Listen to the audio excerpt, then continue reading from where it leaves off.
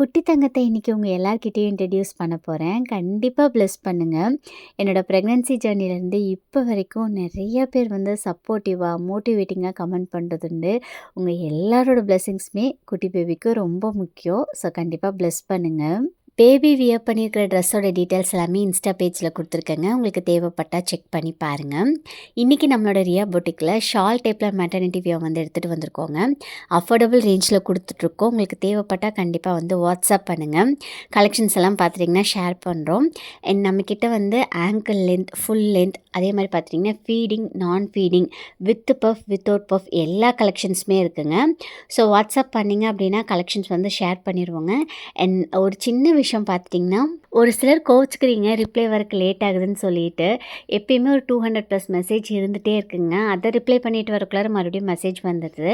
So நாங்களும் எஃபெக்டிவாக மெசேஜ்க்கெலாம் reply பண்ணுறதுக்கு பார்த்துட்ருக்கோங்க.